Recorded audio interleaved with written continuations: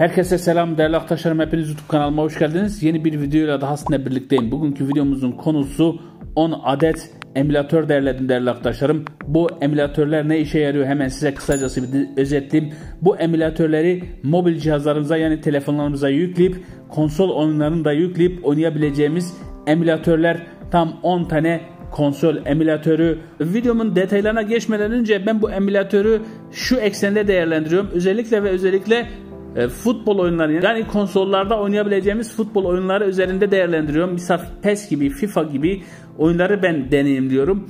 Ya da futbol menajeri gibi oyunları üzerinde deneyimliyorum. Ama siz isterseniz değerli arkadaşlarım farklı oyunlarla da bu emülatörleri deneyimleyebilirsiniz. Birazdan listesini açıklayacağım emülatörleri. Birazdan hangi emülatör hangi konsolun bütün teker teker size anlatacağım.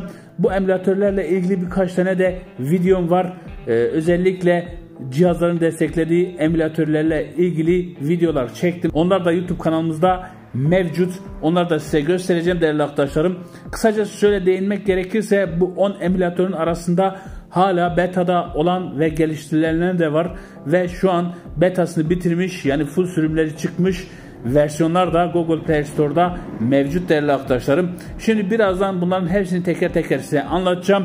Tabi dediğim gibi bu emülatörler ne emülatörü? Bu emülatörler konsol emülatörü değerli arkadaşlarım. Yani konsol dediğimiz PlayStation gibi, Nintendo gibi, onun dışında PC yani bilgisayar emülatörü gibi emülatörler de mevcut. Şimdi çok daha fazla vakit kaybetmeden hala kanalımıza abone değilseniz abone olmayı, gelecek olan videolarımızı kaçırmamak için bildirim zilini aktif etmeyi, videolarımıza da beğeni atmayı unutmayın. İsterseniz ilk emülatörümüzle başlayalım. İlk emülatörümüz PlayStation 1 emülatörü, yani PC 1 emülatörü. Emülatörün ismi EPCX adlı bir emülatörde. Bu emülatörde PlayStation 1'in bütün oyunlarını rahatlıkla oynayabilirsiniz değerli arkadaşlarım. Bu emülatör şu an sadece Android için var. Google Play Store'da da mevcut değerli arkadaşlarım. Zaten Google Play Store'a gidip EPCX PC 1 yazdığınızda değerli arkadaşlarım oyun karşınıza çıkmış oluyor. En üstte hemen indirip yükleyebilirsiniz. Aynı şekilde değerli arkadaşlarım PlayStation 1 oyunlarını da Google'dan aratıp indirip yükleyebilirsiniz değerli arkadaşlarım. Basit yükleme işlemine sahip. İsterseniz YouTube'dan da araştırabilirsiniz. Oyun nasıl yüklenebiliyor, nasıl indirebiliyor. Onunla da ilgili bazı arkadaşların çektiği videolar var. Videolar mevcut. İlk emülatörümüz bu şekilde değerli arkadaşlarım. PlayStation 1'in emülatörü. Hemen ikinci emülatörümüze geçtiğimizde ikinci emülatörümüz yine PlayStation'ın ilk el konsolu emülatörü, PSP'nin emülatörü değerli arkadaşlarım. O da uzun yıllardır Android platformundan mevcut değerli arkadaşlarım. Bunda da aynı şekilde PlayStation'ın PSP emülatörü ve PSP oyunlarını indirip PES gibi, FIFA gibi oyunları yükleyebilirsiniz. Bilginiz olsun. O da şu an 100 milyonun üzerinde indirmesi var. Muhtemelen bu emülatörü biliyorsunuz ama ben yine listeye alayım dedim. Bilmeyenleriniz varsa bunlara da bakabilirler. PlayStation'ın ilk el konsolunun emülatörü de bu şekilde. Değerli arkadaşlarım 3. sıramıza geldiğimizde ise 3. sıramız aslında PlayStation 2 emülatörü ama PlayStation 2'nin bayağı hayli bir çok emülatörü var değerli arkadaşlarım. Bu emülatör de PlayStation 2'nin ilk çıkan emülatörlerinden biri. Play PC2 adında bir emülatör değerli arkadaşlarım. Yani PlayStation 2 emülatörü. Bu da aynı şekilde değerli arkadaşlar Google Play Store'da mevcut. Gidip indirebilirsiniz. Bu emülatör nasıl kuruluyor, nasıl buna oyun tanımlarıyla ilgili birçok video YouTube'da mevcut. Araştırabilirsiniz eğer indirmek isterseniz Play PC2 emülatöründe. 4. emülatörümüze geldiğimizde ise 4. emülatörümüz de aynı şekilde bir PlayStation 2 emülatörü. Damon PC2 adlı bir emülatör. Bu da geçen 2 yıl önce piyasaya sürülmüş, Google Play Store'da mevcut olan bir emülatör. Bu da hayli güzel emülatör değerli arkadaşlarım. Üst düzey cihazlara sahipseniz eğer, böyle Snapdragon 800 üstü işlemcilere sahip cihazlar, bu de PlayStation 2'nin bütün emülatörlerini rahatlıkla oynatabilecek kapasitede PlayStation 2 emülatörlerini.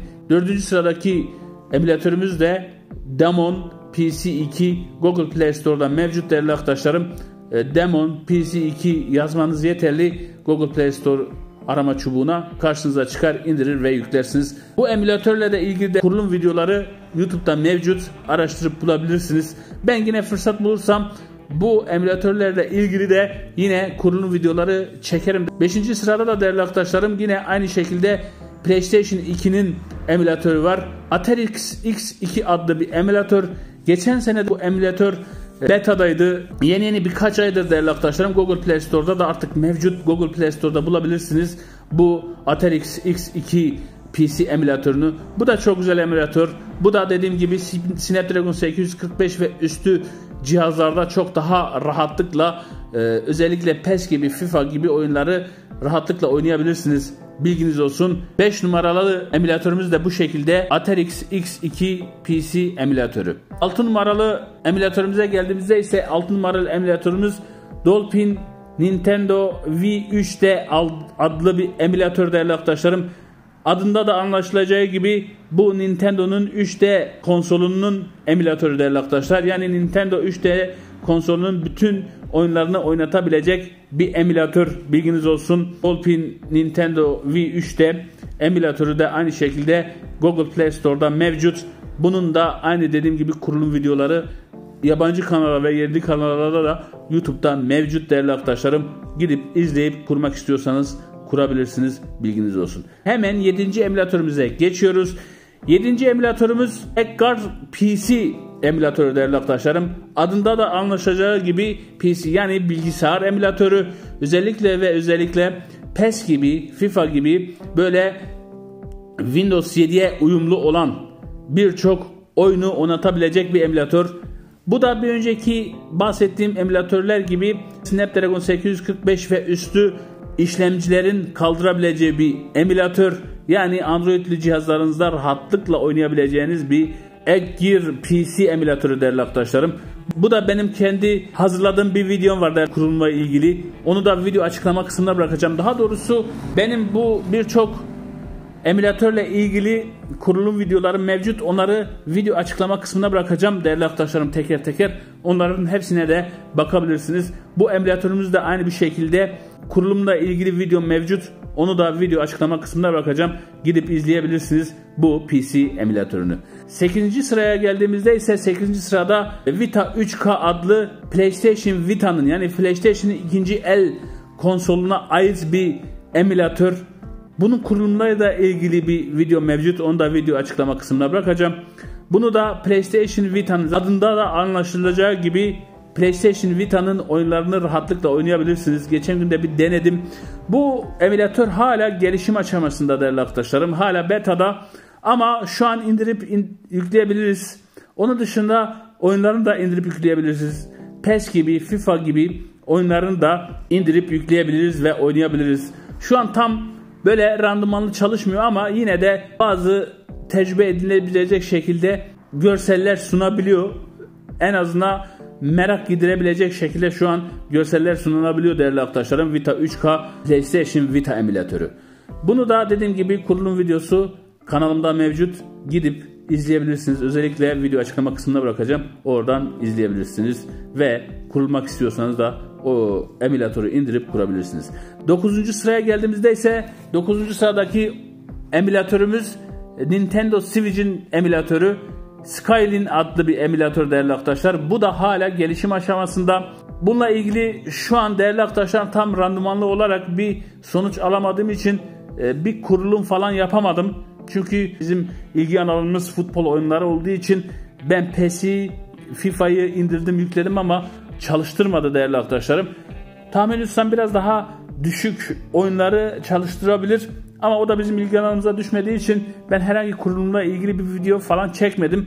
Bunun da kurulumla ilgili merak ettikleriniz ya da kurmak istediğiniz varsa bazı yabancı kanallarda mevcut değerli arkadaşlarım. Yani YouTube'dan araştırırsanız bulabilirsiniz. Skyline Nintendo Switch yazmanız yeterli. Nintendo Switch'in yani el konsolunun birçok oyununu destekleyebiliyor değerli arkadaşlarım. 9. sıradaki emülatörümüz. Değerli arkadaşlarım 10. sıramıza geldiğimizde ise 10. sırada sıkça videolarını çektiğim NES Nintendo Switch emülatörü değerli arkadaşlarım.